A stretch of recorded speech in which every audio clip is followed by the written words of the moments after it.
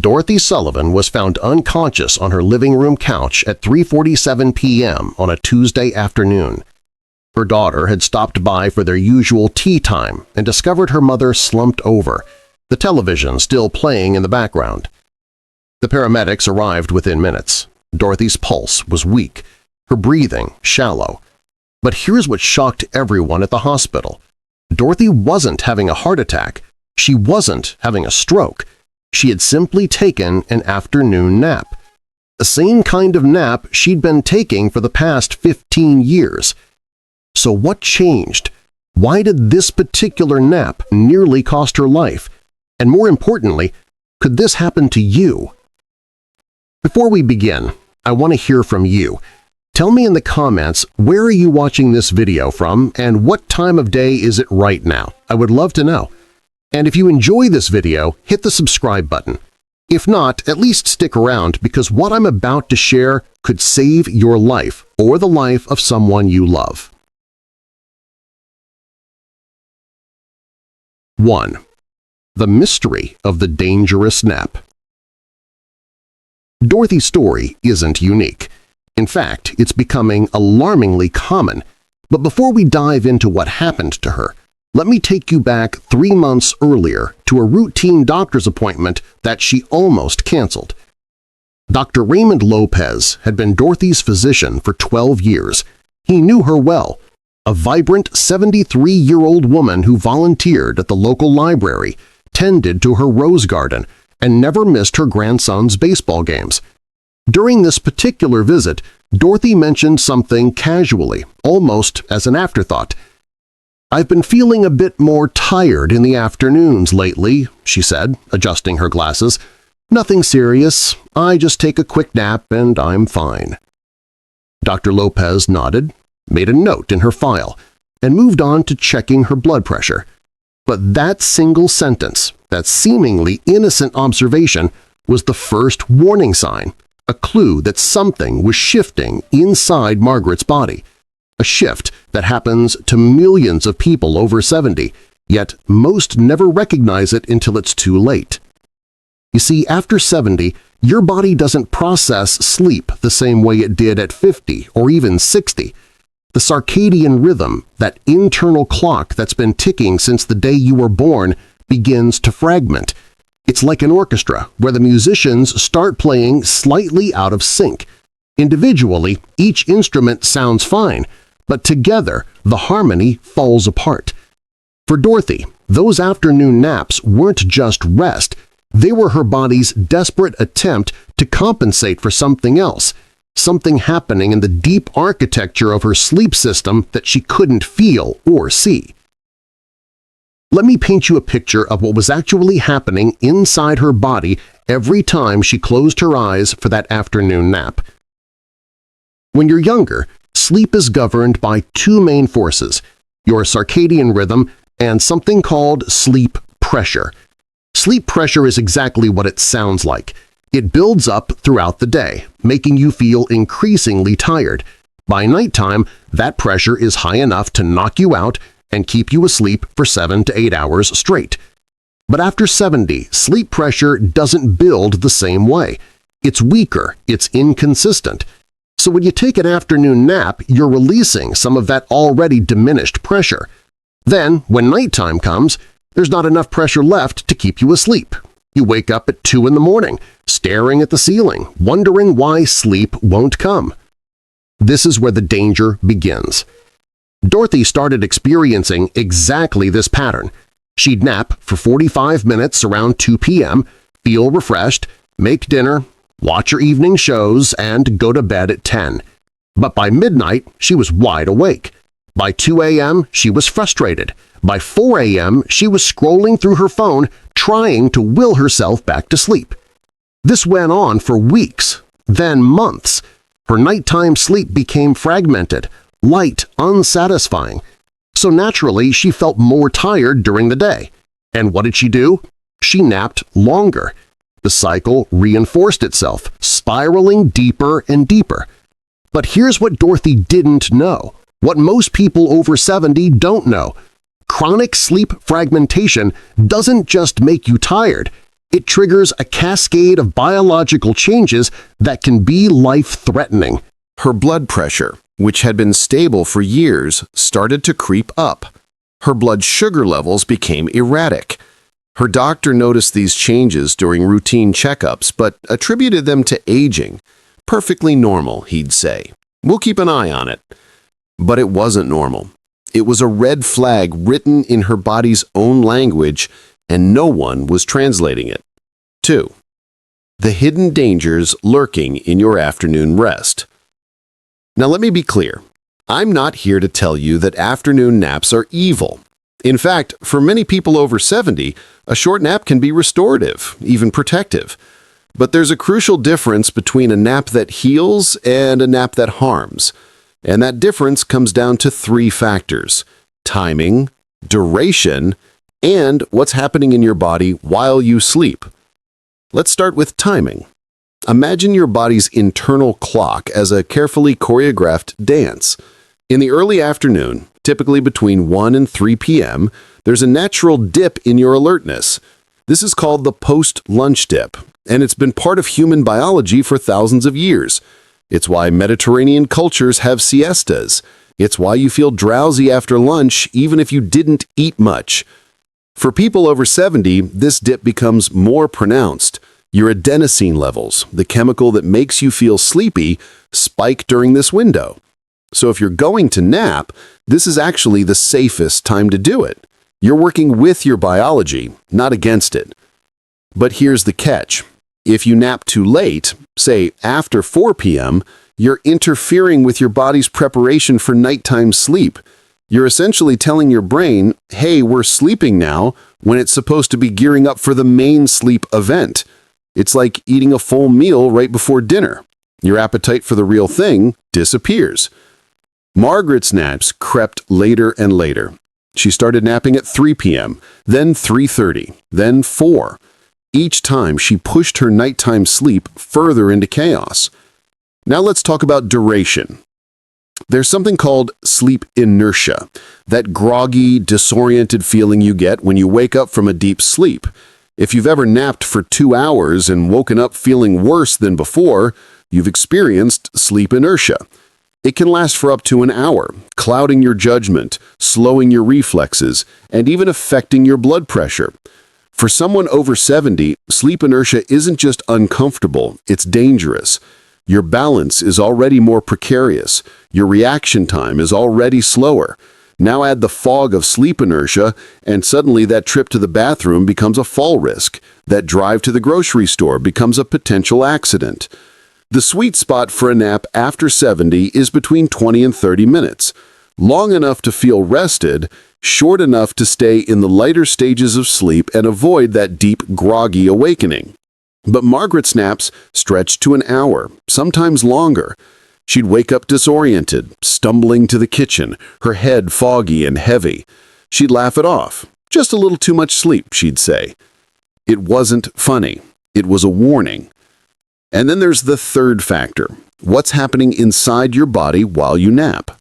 When you fall asleep, your blood pressure naturally drops. This is normal. This is healthy. But for some people over 70, especially those taking blood pressure medication, that drop can be too steep, too sudden. It's called orthostatic hypotension, a fancy term for a dangerous drop in blood pressure when you change positions. Margaret was on medication for mild hypertension. Every afternoon, she'd nap on her couch, her blood pressure would drop. Then she'd wake up, stand up quickly to answer the phone or check on something in the kitchen, and her blood pressure wouldn't adjust fast enough. The blood would pool in her legs instead of rushing to her brain. Dizziness, lightheadedness, and in severe cases, like the day her daughter found her, loss of consciousness. This is what happened to Margaret that Tuesday afternoon. She napped. Her blood pressure dropped. She woke up abruptly, stood up too fast, and her brain didn't get enough blood. She collapsed. If her daughter had arrived 15 minutes later, Margaret might not have survived. But even if you don't have blood pressure issues, there's another danger lurking in those afternoon naps: sleep apnea. Sleep apnea is a condition where your breathing repeatedly stops and starts during sleep. It's incredibly common in people over 70, yet most don't even know they have it. Every time your breathing stops, your oxygen levels drop, your heart rate spikes, your body jolts awake even if you don't remember it. Over time, untreated sleep apnea destroys your cardiovascular system. It increases your risk of heart attack, stroke, and sudden cardiac death. And here's the kicker. It often gets worse during naps because you're sleeping in positions that make airway obstruction more likely, like slumped over on a couch or reclining in a chair with your chin tucked to your chest. Margaret snored during her naps. Her husband used to joke about it. Sounds like a freight train, he'd say. But snoring isn't cute. It's often a sign that your airway is partially blocked. It's your body screaming for help in the only way it knows how. 3. The science your doctor might not tell you. So why isn't your doctor having this conversation with you? Why didn't Margaret's doctor connect the dots between her afternoon naps and her declining health? The truth is, modern medicine is brilliant at treating acute problems, heart attacks, infections, broken bones, but it's not great at recognizing patterns in daily habits, especially something as mundane as napping. There's also a cultural bias. We've been conditioned to think of sleep as passive, as something that just happens. But sleep is one of the most active, complex processes your body performs. It's when your brain clears out toxic proteins linked to Alzheimer's. It's when your immune system recalibrates. It's when your muscles repair and your memories consolidate. Mess with your sleep and you mess with everything. Let me share another story, one that illustrates just how profound this connection is. There was a study conducted in Japan, following over 30,000 people over the age of 70 for more than a decade. The researchers tracked their napping habits, their nighttime sleep quality, and their health outcomes. What they found was stunning. People who napped for more than 60 minutes during the day had a 40% higher risk of cardiovascular disease and a 30% higher risk of death from all causes compared to those who didn't nap at all. But here's the twist. People who napped for less than 30 minutes had no increased risk. In fact, they showed some protective benefits: lower stress hormones, better memory, improved mood. The message was clear: short naps good, long naps dangerous. But why? What's happening during that 60-minute mark that turns a nap from restorative to risky? It comes down to sleep stages.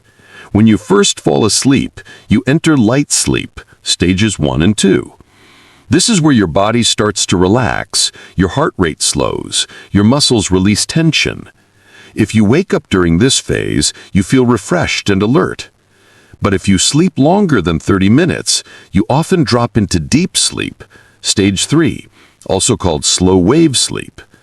This is where your blood pressure drops significantly, your breathing slows dramatically, and your brain waves shift into a completely different pattern. Waking up from deep sleep is jarring. It confuses your body. And for someone over 70, whose cardiovascular system is already more fragile, this confusion can be dangerous. Then there's REM sleep, the dream stage.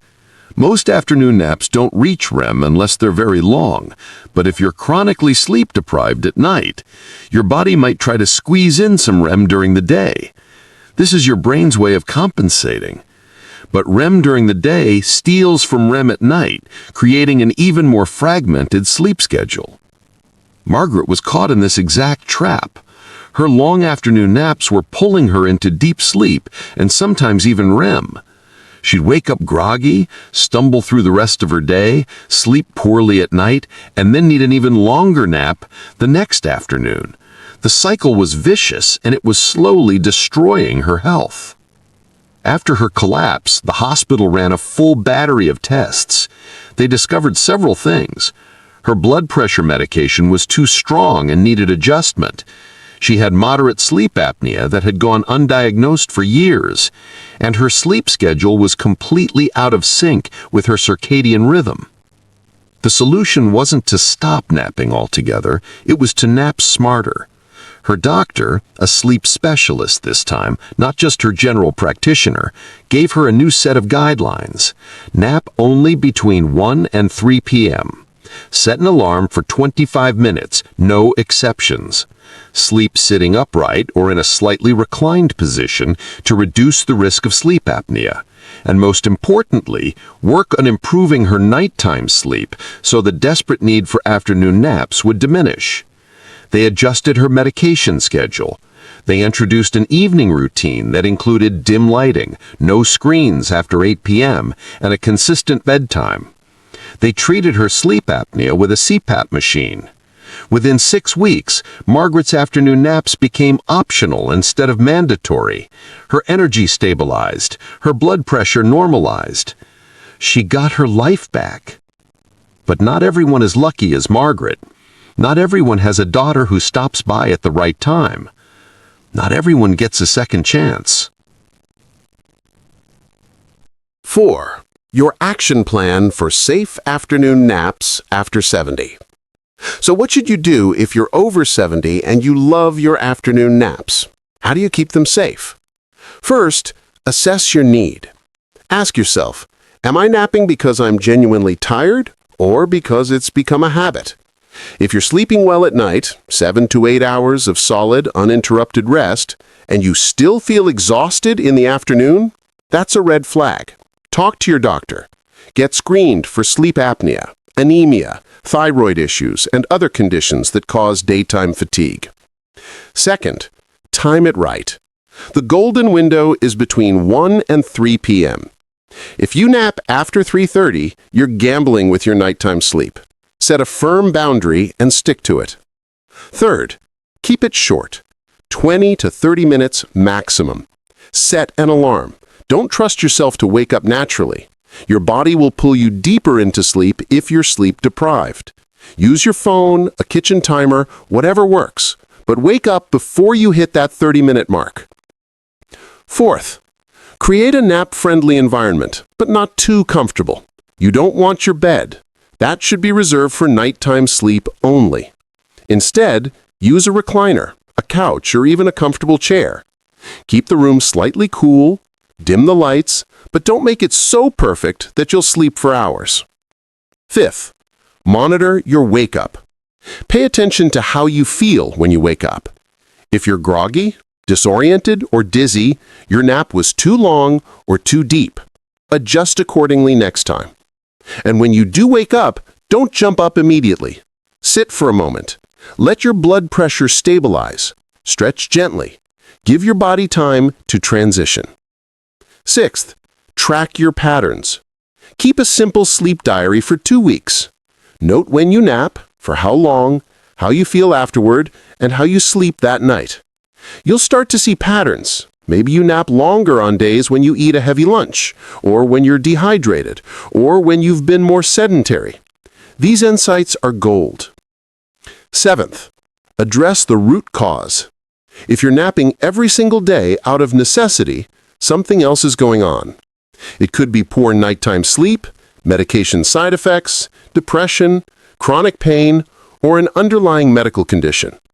Don't just manage the symptom. Find and treat the cause. And finally, consider the alternatives. Sometimes what you need isn't sleep. It's a break. Try a 10-minute walk instead of a nap. Step outside, get some sunlight, move your body. Sunlight in the afternoon actually helps strengthen your circadian rhythm, making your nighttime sleep deeper and more restorative. Or try a short meditation session, deep breathing exercises, or even just sitting quietly with a cup of tea. Margaret now swears by her 20-minute power naps. She sets her alarm religiously. She naps in her favorite armchair with a light blanket, never on the couch where she used to nap for hours.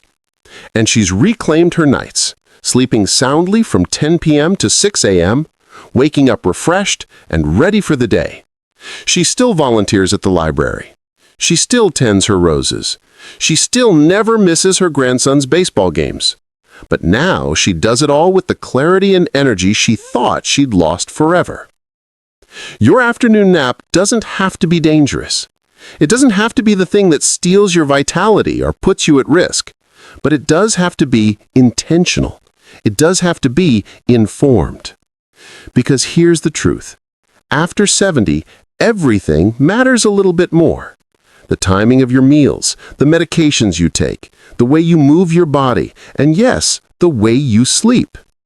Your body has wisdom built into it, decades of experience, of adaptation, of survival. But it also has vulnerabilities that weren't there before. Listen to what your body is telling you. Honor its need for rest, but don't let a simple afternoon nap become the thing that puts your health or your life in jeopardy. Margaret's story could have ended very differently. Yours doesn't have to be a cautionary tale. It can be a success story. It can be a testament to the power of small, intentional changes. So here's my challenge to you. If you're over 70 and you nap regularly, try the 25-minute rule for 1 week. Set your alarm, nap between 1 and 3 p.m., see how you feel, see how you sleep that night. I bet you'll be surprised by the difference. And if you know someone over 70 who naps for hours every afternoon, share this information with them. You might just save their life. Because in the end, sleep isn't just about rest. It's about survival. It's about quality of life. It's about being present for the moments that matter. The grandchildren, the gardens, the games, the quiet mornings, and peaceful evenings. Don't let an afternoon nap steal those moments from you. Make it work for you instead. Take care of yourself. Sleep smart. And remember, it's never too late to change a habit that's not serving you. Thank you for watching. If this video helped you understand something new about your health, please share it with someone who needs to hear it. And let me know in the comments, have you noticed changes in your napping patterns as you've gotten older? What works for you? Until next time, sleep well and live well.